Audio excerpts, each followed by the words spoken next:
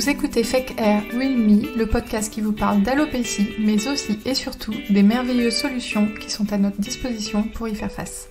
Le but ici ne sera pas de s'apitoyer sur nos pauvres crânes clairsemés, mais plutôt d'apprendre à vivre avec cette pathologie et peut-être même à en rire.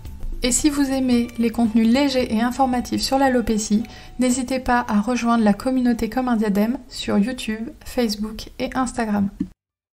Dans cet épisode, je vais vous parler de comment ça s'est passé concrètement quand je suis finalement passée au volumateur capillaire après des années d'alopécie, après que mon crâne ait commencé à quand même bien se clairsemer au point qu'une collègue avait remarqué que j'avais une alopécie. Et du coup, le vendredi j'étais clairsemée et le lundi j'ai dû aller au travail avec beaucoup plus de cheveux et en plus pas du tout de la même couleur. Et donc je vais vous faire un point sur comment ça se passe dans ces cas-là parce que je comprends que ce soit une épreuve qu'on redoute un petit peu. La première chose que moi je redoutais avant même d'aller voir mes collègues, c'était d'en parler à mes proches et de leur dire bon bah ça y est, je vais vraiment passer au volumateur capillaire, j'ai essayé dans une enseigne et j'ai pris ma décision. Donc, comme je l'ai dit à maintes reprises dans des vidéos et dans des épisodes de podcasts précédents, moi ma mère à la base elle était franchement pas pour, elle me disait toujours que franchement c'était des perruques, que j'avais pas besoin de ça, que je me faisais des obsessions, que je focalisais et que c'était ridicule quoi, que j'avais pas besoin de ça et que c'était pas des produits faits pour moi. Mais en fait, après plusieurs années à repousser, j'ai pris ma décision et si, j'ai décidé que ces produits c'était pour moi parce que c'est moi qui complexais au quotidien, c'est moi qui en avais besoin et du coup c'est moi qui allais assumer de porter ça pour me faire du bien en fait. Et donc quand j'ai finalement choisi mon volumateur capillaire dans l'enseigne, j'ai pris quelques photos et je me suis laissé le temps de la réflexion. Et en fait j'ai montré ces photos à mon conjoint qui a trouvé le résultat pas mal du tout. Lui il n'était pas contre à la base, il me disait écoute si t'en ressens le besoin, pourquoi pas. Il me disait moi je trouve que t'es bien comme ça mais si t'en as besoin pourquoi pas. Donc je pense qu'en fait honnêtement il voyait bien que j'avais une alopécie, il est quand même un peu observateur et je pense qu'il l'avait quand même vu, surtout que ça se voit quoi en fait. Et ma mère en fait, mes parents quand je leur ai montré la photo, ils ont été assez impressionnés parce que ça faisait vraiment un super joli rendu, surtout que c'était très blond et que mes parents adorent le blond. Ils m'ont toujours poussé à me faire des mèches blondes etc. Et ça faisait des années que je faisais plus rien parce que je supportais plus d'aller chez le coiffeur. Avec mon alopécie j'avais même honte d'aller chez le coiffeur. Et du coup je pense que l'association cheveux plus cheveux blonds, ils ont trouvé ça vraiment bien. Et donc j'y suis retournée quelques semaines après, réessayer avec mes parents, donc on était genre 10 dans la pièce.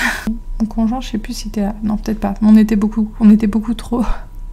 Mais au final, j'ai essayé devant eux et ils ont trouvé ça pas mal et finalement j'ai eu l'approbation que j'attendais un petit peu, mais de toute façon j'avais pris ma décision. Donc ça m'a fait quand même du bien qu'on me dise quand même que c'était bien. Je pense que j'avais quand même besoin de ça, besoin qu'on me dise si c'est bien, franchement c'est beau, vas-y quoi. Ensuite, très vite, j'ai su que j'en parlerais sur YouTube parce que ce volumateur a fait l'objet d'un partenariat et c'était pour avoir le volumateur gratuitement. Je vais être complètement honnête avec vous parce que ça coûtait assez cher, donc j'ai proposé à la marque un partenariat étant donné que j'avais une chaîne YouTube et je m'attendais pas spécialement à ce qu'elle accepte. Du coup, moi quand j'ai proposé ça, je me disais elle va dire non mais au moins j'aurais proposé et puis quand elle m'a dit oui, je me suis dit ah merde maintenant va falloir que j'annonce ça sur YouTube. Mais j'avais une chaîne qui était très très peu regardée, qui avait très très peu d'audience, donc je me suis dit au final personne ne va le voir quoi en fait. Et donc même si j'avais quasi personne à l'époque sur cette chaîne YouTube, j'avais quand même mes amis dessus. On n'avait jamais parlé de mon alopécie. Je voulais pas qu'ils l'apprennent comme ça sur YouTube et puis même j'avais un peu honte devant eux d'un seul coup de porter un volumateur capillaire et de leur annoncer ça sans explication, même si au final il y a eu une vidéo de 30 minutes, mais je me disais mes deux amies à qui je pense là, elles méritent quand même pas d'avoir une explication parce que voilà, mais que je leur dise et que je leur en parle en fait. Et ça c'était super dur pour moi. Et donc j'en ai parlé à une de mes meilleures amies, Alicia, je sais pas si elle écoutera ce podcast, je pense pas qu'elle s'infligera encore du contenu sur l'alopécie, la pauvre, parce qu'elle est pas concernée. Mais je me rappelle que je lui en ai parlé, elle était chez moi et j'en avais des tremblements dans la voix, rien que de lui dire avec un air faussement détaché « Ah, au fait, j'ai un problème depuis longtemps, j'ai un complexe, c'est la perte de cheveux et j'ai décidé de porter un complément capillaire. » Et en fait, moi, je suis quelqu'un de très très pudique, ça se voit pas là parce que je fais des podcasts, je raconte ma vie alors que personne ne me l'a demandé. Et je fais pareil sur YouTube, mais peut-être que justement parce que dans la vie, je suis très pudique et cette souffrance-là, j'en parlais jamais parce que les rares fois où j'en ai parlé, on minimisait, on me disait toujours que c'était rien. Donc d'un seul coup, devoir dire comme ça, avec un air un peu détaché, et pourquoi d'ailleurs, pourquoi s'infliger un air détaché, mais... Je lui disais, voilà, j'ai ça, et voilà, je suis passée au complément. Et en fait, rien que de le dire, j'en avais la voix qui tremblait, et je pense qu'elle a peut-être senti mon émotion. Bon, on en a un peu discuté, et je lui ai appris comme ça. Et j'ai une autre copine, Sandy, pareil, je sais pas si elle écoutera. Elle, j'ai une autre technique. J'ai testé mon pouvoir de séduction avec le volumateur capillaire avec elle. Enfin, pas vraiment mon pouvoir de séduction, mais plutôt mon pouvoir d'indétectabilité. Je me rappelle que je lui ai envoyé la photo. Je lui ai dit ouais, tu trouves ça comment? Et je voulais voir si elle allait me dire ouais, t'as bien un truc sur ta tête ou quoi. Elle m'a dit ah, c'est joli, t'as fait des couleurs et tout. Et je dis non, c'est un volumateur capillaire. Et en fait là, je lui ai expliqué par Messenger. Et là, ça a été un peu moins compliqué parce que je sais pas, on n'était pas en face, donc ça a été un peu plus simple. Et donc voilà comment je l'ai annoncé à mes amis. Et puis les autres amis un peu plus éloignés, ils l'ont su en vidéo. Et donc ensuite il y avait la phase la plus compliquée. Alors je comptais pas en parler à mes collègues, mais comme je vous ai dit, je suis partie un vendredi où j'avais une alopécie et j'avais les cheveux blonds dorés foncés, et j'ai dû arriver le lundi, mais je sais plus si j'avais eu une période de vacances en fait. J'ai un trou de mémoire, mais je crois pas. Je crois que c'est vraiment, je suis passée du vendredi au lundi comme ça. Et donc, ah non, ça y est, ça me revient. Je revenais de vacances, ça y est, ça me revient. J'avais pris 3 semaines de vacances. Ça, c'est une bonne technique, je vous la donne, faites-le parce que du coup, il y avait beaucoup de changements. J'étais blonde, j'étais bronzée, et j'avais des cheveux, ça faisait beaucoup pour une seule personne. Et en fait, j'ai stressé tout le week-end de me dire, mais ça se trouve, je vais arriver, ils vont me dire, oh, t'as mis un toupet, pourquoi tu fais ça? Et en fait, je me suis dit, de toute façon, j'ai pas le choix, je peux plus reculer. Et donc, j'y suis allée, et je me rappelle, j'ai une réflexion de ma collègue Charlotte, une jeune femme, qui m'a vue arriver au loin et qui m'a fait « Ah, salut Laure, t'es toute pimpante !» Et en fait, je me suis dit elle a rien vu, elle m'a juste trouvée toute pimpante, juste parce que j'ai des cheveux, que je suis blonde. Et du coup, ça m'a fait rire, et personne n'a, je pense, rien remarqué. En tout cas, ils m'ont jamais rien dit. Et en fait, dans la journée, je me souviens qu'il y a une de mes autres collègues qui m'a dit « Ah, c'est pas mal ce que t'as fait à tes cheveux et tout, c'est beau, ça te va bien, c'est blond et tout. » Et je fais « Ouais, merci et tout. » Puis moi, j'essayais de changer de sujet. Et en fait, elle a touché mes cheveux un moment, elle me fait « Ah là là, tu les as lissés aussi ?» Je dis oui, parce que en plus les cheveux du volumateur, ils sont bien plus beaux que mes cheveux, ils sont bien plus lisses, ils sont bien plus brillants, donc j'ai dit ouais, j'ai fait un petit brushing et c'est passé tout seul, comme une lettre à la poste. Et donc ensuite, toute cette première semaine, c'est très bien passé.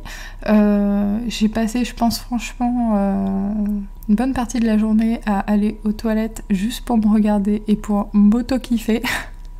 D'ailleurs, y a la vidéo sur YouTube, je sais plus comment elle s'appelle, je la mettrai je pense en description, où on voit que je suis à moitié hystérique au bout d'une semaine de raconter comment ça s'est passé, parce que tellement je me sentais bien, tellement je me sentais belle pour une fois, je me sentais... En fait, je récupérais de la confiance en moi, je récupérais, j'avais l'impression de pour une fois me sentir belle, et voilà, et ça faisait vraiment trop plaisir, et personne n'avait détecté l'arnaque, la supercherie, et j'étais vraiment trop contente. Et franchement, à ce moment-là, ça a été un gros changement dans ma vie en fait. Sur le coup, ça m'a vraiment changé la vie, parce que je complexais tellement et je me sentais tellement diminuée, et d'un seul coup, j'avais avec moi une solution qui faisait que je pouvais quand même me sentir jolie le matin. Et franchement, ça m'a fait énormément de bien psychologiquement, ce passage au volumateur. Donc si vous envisagez un jour de passer au volumateur capillaire, à la perruque, bref, au complément capillaire, on s'inquiète beaucoup de comment comment les gens vont percevoir la différence du jour au lendemain, du fait que vous ayez peu de cheveux et que vous passiez à une chevelure normale.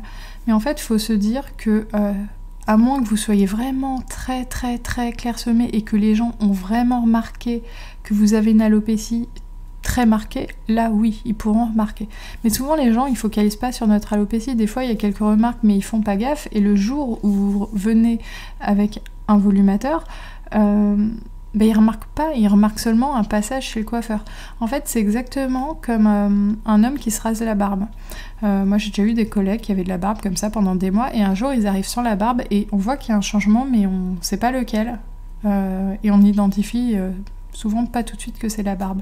Les cheveux, c'est pareil, en fait. Les gens, ils vont voir qu'il y a un changement, mais ils vont pas détecter qu'il y a plus de cheveux.